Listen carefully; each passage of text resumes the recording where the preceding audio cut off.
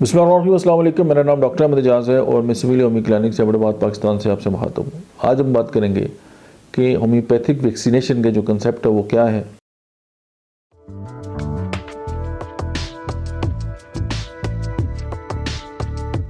देखें, वैक्सीनेशन से बहुत पहले, वैक्सीन बनने से पहले जब इस पे काम हुआ था और चीचे की वैक्सीन बनी थी, तो होम्योपैथिक ने उससे पहले एक कंसेप्ट दिया था, उसको नोसोड्स बोलते हैं।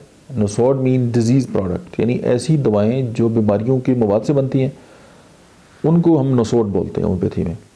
और जो सेहतमंद जो बॉडी के ऑर्गन्स होते हैं उनसे जो दवाई अद्वियात बनती हैं उनको हम सारकोड बोलते हैं।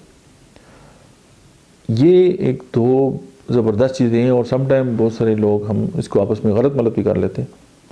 वैक्सीन का जो कंसेप्ट है उसमें दवा की, जब दवा तैयार की जाती है, कोई भी वैक्सीन है, चाहे वो पोलियो वैक्सीन है, चाहे वो कोई भी वैक्सीन जो इस्तेमाल होती है हमारी मेडिकल फील्ड में, तो उसमें उसी बीमारी के मुर्दा जो है वो जरासीम होते हैं और वो जाके जब बॉडी के अंदर जाते हैं मखसूस मकदार में, तो हमारे जो इम्यून सिस्टम है वो उसके अगेंस्ट एंटीबॉडीज़ बनाता है और वो एंटीबॉडीज़ जो है वो फिर सारी ज़िंदगी उस बीमारी को दोबारा होने नहीं देती। ये कंसेप्ट है। लेकिन एक बंदे को वो बीमारी हो गई है और उसके बाद जब आप वैक्सीन लगाते हैं तो वो तो रिस्की भी होता है। दूसरा ये कि उसके लिए टेस्ट होता है और टेस्ट कराने के बाद ही फिर उसकी एंटीबॉडी चेक करने के बाद ही फिर एक प्रोसेस होता है। लेकिन होम्योपैथी में कमाल ये है कि आप उस बीमारी के होने के बाद हाफिज़ मुतक़द्दिम के तौर पे प्रोफिलैक्टिकली भी होम्योपैथिक की कुछ मेडिसिन ऐसी हैं जो आप इस्तेमाल कर सकते हैं। बहुत सारी किताबों में मैंने देखा कि होम्योपैथिक वैक्सीन्स के नाम से बहुत सारी मेडिसिन जो है उनको पसंद किया गया, एक नहीं बहुत सारी किताबों में। तो अब वो ज़ाहिर है वो किताब, किसी एक किताब का मैं नाम अगर लूँगा तो दूसरी रह जाएगी, दूसरी का लूँगा तो दूसरी रह जाएगी। तो ऐसी बहुत सारी बुक्स हैं जिनके अंदर ये कंसेप्ट है। तो फिर मैंने उसको जमा किया, कुछ किताबों में ये ऑलरेडी मौजूद भी है। तो ये क्रेडिट सबको है, यानी इसमें कोई इस तरह नहीं है कि ये किसी मखसूस बंदे का काम।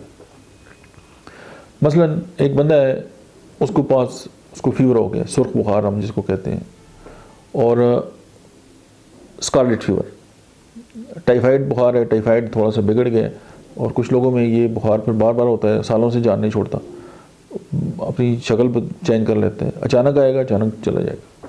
और ये बेलाडोना का मखसूस सिम्टम है, तो आप बेलाडोना यहाँ पे इस्तेमाल कर सकते हैं 1 ml में। सेकंड, स्कारलेटिनियम होम्योपैथी की जो मेडिसिन है वो to the point scarlet fever के लिए, तो आप उसको 1 ml में इस्तेमाल कर सकते हैं। पेशेंट जो है वो आपका ठीक होना स्टार्ट हो जाएगा। बाकी कोई भी मेडिसिन जो बनती है आप उसको दें ज़रूर।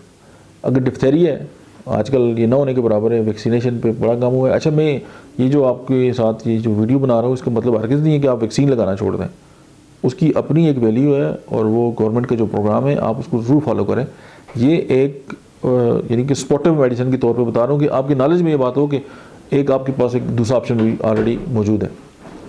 अब डिफ्थेरिया में होम्योपैथिक मेडिसिन जो है वो डिफ्थेरियम जो है वो 1 ml में आप इस्तेमाल कर सकते हैं और एपिस भी वहाँ पे गले पे बहुत बेस्ट जो है वो काम करती है।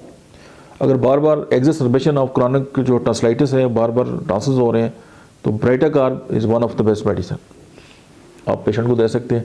और साथ सल्फर की चंद खुराकें दे के दोबारा दे दें, तो वो जो बार बार टॉन्सिल्स होने का एक रुझान है उस पेशेंट में वो ख़त्म हो जाएगा। नहीं तो यहाँ पे आप ट्यूबरकुलिन भी जो है एज एंटर करंट रेमेडी के तौर पे जो है वो दे सकते हैं। अच्छा, पॉइंट नंबर 4 ये है कि अगर मीज़ल्स हैं, खसरा होता है पेशेंट्स में, तो होम्योपैथी की मेडिसिन जो है मार्बेलिनियम जो है वो इस रुझान को जो है वो ख़त्म करती है। लेकिन एक आध बार हो गया फिर चांस नहीं होते, क्योंकि ऑलरेडी एंटीबॉडीज़ बन जाती है। लेकिन आपके जहन में ये हो जाए, या अगर खसरे के बाद बॉडी पे कोई साइड इफ़ेक्ट रह गए, या अक्सर ये कि बाल गिर गए, तो वहाँ पे पल्साटीला भी काम करती है और मार्बेलिनियम भी काम करती है। इन्फ्लुएंजा हो रहा है बार बार, इन्फ्लुएंजा 1 ml ऑलरेडी मौजूद है होम्योपैथी में। मम्स हो गए हैं, पैराटिड ग्लैंड, तो पैराटिडिनियम आपके पास मौजूद है होम्योपैथी में। अच्छा, चिकन पॉक्स अभी दुनिया से नापैदी हो गया, लेकिन अगर उसकी कहीं ना कहीं कुछ लोगों ने वैक्सीन लगाई हुई है तो ऐसे निशान लगा के वो लगाते थे।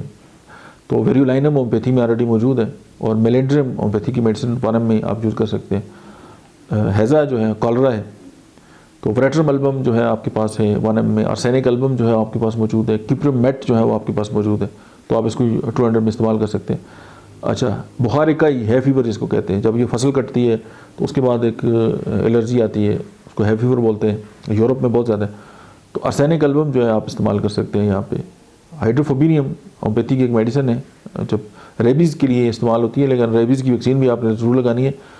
ये ना हो कि आप इस चक्कर में ना आपको ये मेडिसिन मिले और आप उससे भी जो है वो हाथ धो लें। तो बिल्कुल अपनी सेहत पे कंप्रोमाइज़ नहीं करना। हाइड्रोफोबिनियम जो है ये इसका भी जो मेंटल सिम्टम्स है उस पर कमाल का असर है, और ये जो बावला कुत्ता होता है उसकी राल से बनती। अच्छा, उसके बाद हेपेटाइटिस है। तो हेपेटाइटिस के लिए अगर आप मुझसे कोई मेडिसिन पूछें तो नेट्रम सल्फ है, जो प्रोफिलैक्टिकली भी इस्तेमाल कर सकते हैं और इसको एज ए ट्रीटमेंट के तौर पे भी आप इस्तेमाल कर सकते हैं। पॉइंट नंबर 12 जो है कि मलेरिया बार बार हो रहा है और मैदानी इलाकों में ज़्यादा होता है।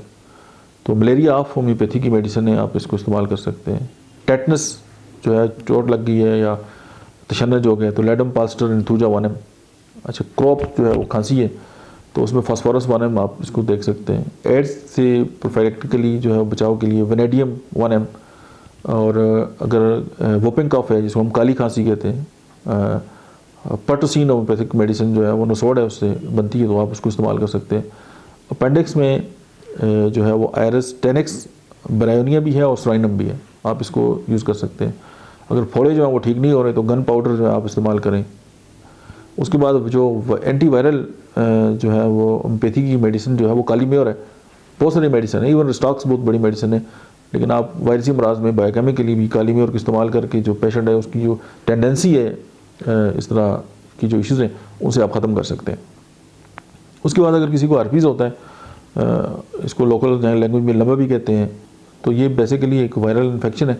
समटाइम ये चूँकि इसका सेक्चुअल ट्रांसमिटेड डिजीज़ के साथ ज़ाहिर है उसकी वजह से होता है, और ये हर्पीज़ ज़ोस्टर और हर्पीज़ सिम्प्लेक्स, तो एक में स्टॉक्स है, एक में हेपर सल्फ है। आर्सेनिक और हेपर सल्फ आप वैसे भी जनरलाइज्ड इसमें इस्तेमाल कर सकते हैं। पोलियो में आपके पास ज़ाहिर बच्चों में अभी तो पोलियो पे माशाल्लाह बहुत ज़बरदस्त काम हो रहा है, और पाकिस्तान इंशाल्लाह चंद सालों में पोलियो से इसकी जान छूट जाएगी। लेकिन अगर कुछ बच्चों में टांगों की कमज़ोरी है, इस तरह की बात आ गई है, तो एक तो आप फौरी जो हेल्थ डिपार्टमेंट है उससे रुजू करें, उनको आगाह करें। दूसरा ये होम्योपैथी की जो मेडिसिन लिथायरस है, लिथायरस टाइवस, मदर टिंचर में फाइसोस्टेग्मा जो है वो आप 1 mg में, लिथायरस इवन 1 mg में भी आप इस्तेमाल कर सकते हैं, और प्लमम मेट जो है वो 10 mg में। तो ये सारी मेडिसिन जो है वो पोस्ट पोलियो जो है उस पर भी काम करती है और काफ़ी अच्छा जो है वो असर दिखाती है।